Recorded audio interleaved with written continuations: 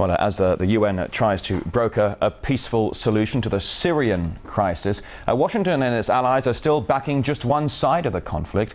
The anti-Assad opposition expects even wider recognition and funding from the US-led, quote, Friends of Syria group. The UK has already vowed to extend material support to the rebels. Let's try and get some more details on this now from RT's Laura Smith, standing by in London. Joining us on the programme, Laura, so while the UN's trying to get the warring sides in Syria to sit down for talks, Britain is backing the insurgency. Why is that?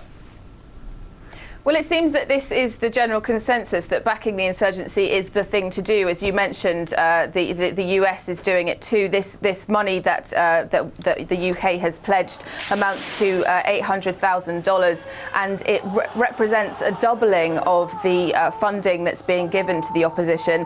We're expecting other countries to follow suit, including the US, at a 71-nation meeting on Sunday, which, as you mentioned, it's a group that calls itself the Friends of Syria. This is the second meeting that they've had, and in fact it seems from their agenda that they are not in fact Friends of Syria, they are in fact Friends of the Syrian opposition. And the goals of the meeting that they're holding on Sunday include really focus on uniting this famously disparate opposition that we see in Syria, and whilst at the same time thinking up new measures to increase pressure on the regime. So it's a very one-sided strategy that they've got going on there, pressurising Assad on the one hand, helping out the opposition on the other, helping them to unite their forces. Kofi Annan has also said recently that he's looking at borrowing UN peacekeeping troops from various regions, from the Israel border, from Golan Heights that you were just talking about, and also from southern Lebanon, to try and enforce a peace that doesn't actually exist yet.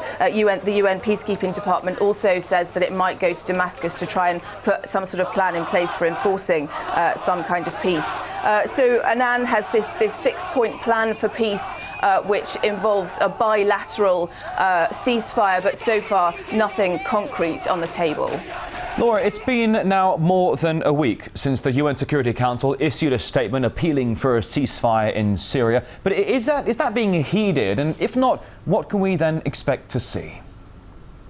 Well, quite the opposite, actually. We've seen in the last couple of days an upsurge in the amount of violence. Gunmen from the opposition are reported to have kidnapped a high-ranking military pilot and also assassinated 2 colonels from the army on Thursday. So that looks like the opposition is stepping up its attacks, in fact.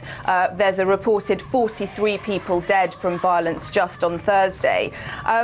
We are seeing a sort of concerted plan to implement this ceasefire, but that we seem to be in something of a standoff at the moment. The opposition says that it won't contemplate even negotiating on anything which would allow for Assad to stay in power.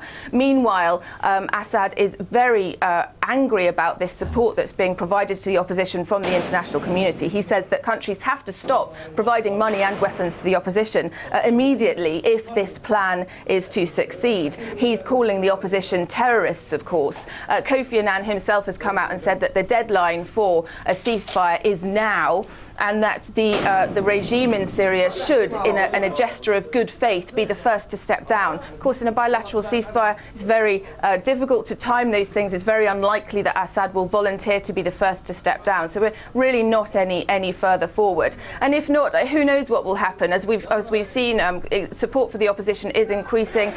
All countries have said that they will stop short of arming the opposition. But if the situation develops any further, who knows? All right, RT's Laura Smith there, live in London. Thanks very much.